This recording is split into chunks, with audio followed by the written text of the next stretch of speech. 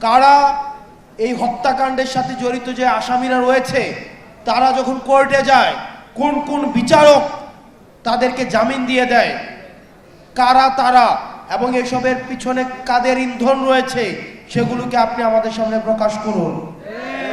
আপনি বারবার বলেন যে আপনাকে ভিলেন বানানো হচ্ছে, আপনি বারবার বলেন যে আপনাকে মিসআন্ডারস্টুড করা হচ্ছে।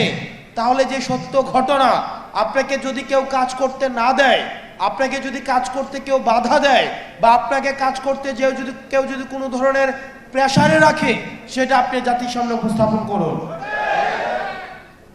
আমরা স্পষ্ট করতে চাই, আওয়ামী লীগের বিচার, খুনিদের বিচার ছাড়া আপনারা যদি মনে করে থাকেন অন্তর্বর্তীকালীন সরকারের উপদেষ্টারা বিচার ছাড়া আপনাদের অন্য কোনো বড় সংস্কার রয়েছেন, তাহলে আপনারা ভুলের মধ্যে রয়েছেন।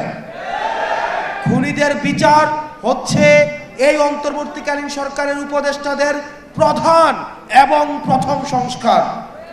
আমরা এই সংস্কারটিকেই প্রথমেই দেখতে চাই।